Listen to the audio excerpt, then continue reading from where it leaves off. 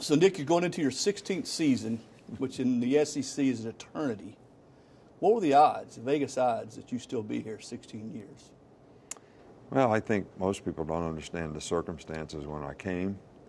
We kind of all go through these stations of life where you think you want to do one thing and you find out, you learn about yourself. And, when I went back to the NFL for the first time, I guess it's 16, 18 years ago, I thought that's really what I ultimately wanted to do. And I found out that I really enjoyed college football a lot and wanted to get back to it, and this was a great opportunity to do it. So when I came here, it was with the idea that I was going to be here for as long as I could do this. So it's not a surprise to me, but it probably is to everyone else. Well, they've either been trying to retire you or send you somewhere else, Texas or somewhere else, and you told me recently, or a while back, that this was your home now. How much do you think that resonates with everyone here? Well, I think it does. I think we've been here long enough. We established ourselves long enough. I don't think anybody ever worries about us going anyplace else. I certainly would never think of going anyplace else. Miss Terry would never move.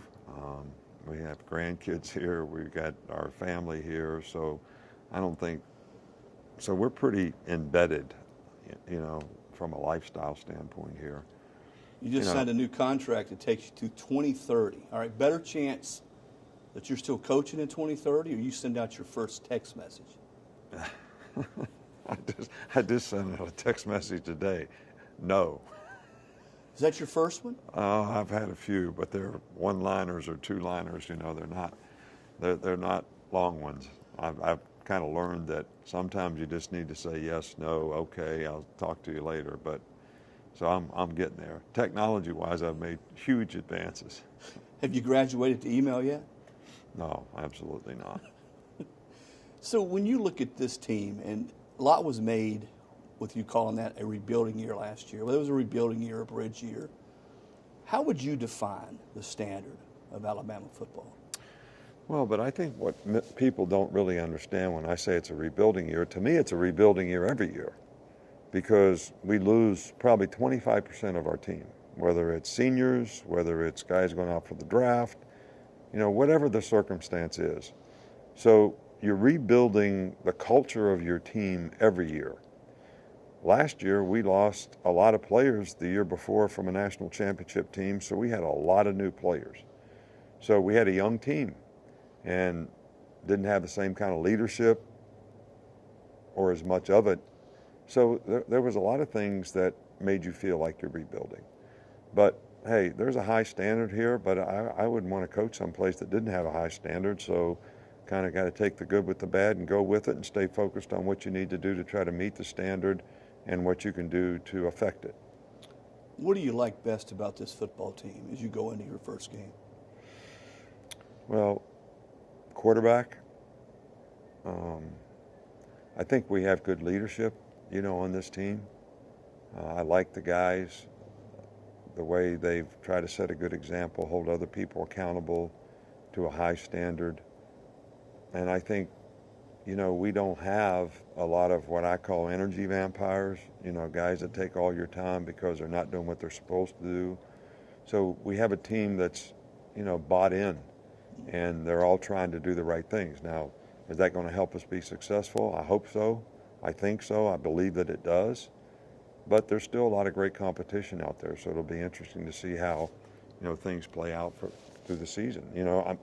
Regardless of what you think as a coach when you go into a season, your team has got to create an identity for who they are and how they play, and that's why you play the games. What's it mean for a football team, Nick, to have two players and two leaders on each side of the ball, like a Will Anderson Jr. and a Bryce Young? Well, when I say we have good leadership on our team, it starts with those two guys, and they do a phenomenal job. I think everybody looks up to those guys, but I do think that they set a great example, and they are people that other guys on the team can emulate, which is really important. I think they care about their teammates, which I think is really important. So I think having those, when the best players on your team are the best leaders, that's really a good thing. You've coached a ton of good defensive football players. Will Anderson, does he have any weaknesses? Well, I mean, I'm sure if you talk to Will, he'd tell you he's got things to work on because he's a perfectionist and he's a competitor, and he wants to do everything to the best of his capabilities, which is what you want for players. So he certainly makes a lot of plays. He's certainly an impact player on our defense, and you know, he's done a phenomenal job not only with how he plays but how he impacts other players. How much, Nick, have you had to adapt? How much have you adapted and evolved as a coach? Because the game has changed in the last 2, 3, 4 years more than it ever has. I think I've become a better teacher. I think that yelling and screaming at players in this day and age really goes in one ear and out the other. I think if you want them to really resonate on what you are saying, you need to just teach them. And sometimes it works better if you do it individually than if you do it in front of other people. That's not something I considered in years past, several years past. But I still can get hot under the collar every now and then. But I try to leave that to intangible things, you know, like giving effort and playing with toughness and finishing plays, and not necessarily mental errors. Mental errors are coachable, teachable moments that you have to try to improve on. Somebody told me recently that when you say, is this what we want college football to be, that's bad news for everybody else, because you find a way to adapt, whether it's playing fast on offense, whether it's the transfer portal, whether it's the way NIL is applied. How much have you adapted in those areas? Well, I think, you know, you have to be very flexible in this day and age, and you've got to figure out, who do we want to be? So whether it's name, image, and likeness, transfer portal, whatever. To me, what we tried to be is have a better program, create more value for the players in the program so they don't want to leave. So they see that they're going to college to create value for their future, so they're not as concerned about how much money they make right now. Even though I think name, image, and likeness is a good thing for players, and I want them to make all they can make. I just think when you get collectives involved and you get alumni involved and they're involved in recruiting, when I say, is that what we want college football to be, that's what we've always tried to make sure college football wasn't. So, and I think if you don't put some guidelines on this, it's going to affect competitive balance, and the haves are going to become stronger and stronger, and the have-nots are going to move further and further away. So how many good games are you going to have? And I think if you really want to keep college football healthy, you know, you want to have a lot of good teams and a lot of good games, because that's what creates a lot of fan interest. You know, you were outspoken this offseason about not necessarily the NIL, but the way it was applied, the way it was being used as a recruiting inducement. And yet here you guys are with the #1 recruiting class in the country. Have you guys changed at all the way you've gone about your business recruiting? No. I mean, we're not using name, image, and likeness as a recruiting inducement. All right, but the one thing, because of the brand that we have here, and the one thing players can see, is they can earn a tremendous amount of money because of the brand and because of the image that they can create using that brand to promote themselves, which has happened, which is what name, image, and likeness was really supposed to be. But that's happened. So players that we're recruiting are not coming here because of the money we're giving to come here. They're coming here because of what they can earn being here, because of the history that we have of guys creating value, you know, on spots on our team. You know, the term old school sometimes has a negative connotation. And knowing you for as long as I've known you, you're old school, but that doesn't mean you're stubborn. You haven't been willing to change. You know, you're going on 71 years old, and maybe this is a young man's game, but how important has it been for you to be flexible along those lines? Well, first of all, I feel like a young man. All right, so let's clear that up. All right. I mean, the 71 that you threw out there is a number. All right, it's just a number. And I still feel like they don't make them like they used to. And you know, but you know, you have to be flexible. I think that's one of the most important things about competitive sports. You know, the game changed. The 3-point shot changed basketball. I mean, so you either change with it or you fall behind. No huddle changed football. RPOs changed football. You know, if you don't sort of study the game and know the impact of these things and use them to your advantage, you know, you're going to just completely get bypassed by a lot of folks. And I know your feelings on sticking with things and a kid seeing it through at a program. The transfer portal was not your favorite thing when it came out, and yet you guys have been able to use that very much to your advantage. We've gotten some good players that have had a significant impact. I think we have, you know, several players this year that will do the same. And we've kind of used it sort of like free agency when you were in the NFL. Right. Those players that transfer here need to play, and we need them to play. And if you stick to that, or that's what we've done, then it's helpful to your team. We still want to recruit character, quality young people that we can develop in our program and create value for their future, because that's been the thing that's helped us have some consistency in performance, you know, through the years, and we'll continue to do both of those things to help us have a good team. Nick, how do you explain your all's consistency and stability despite having a lot of turnover on your coaching staff? Now, a lot of these guys have gone on to be head coaches or coordinators, but you have continued to roll along. Well, I think it's culture.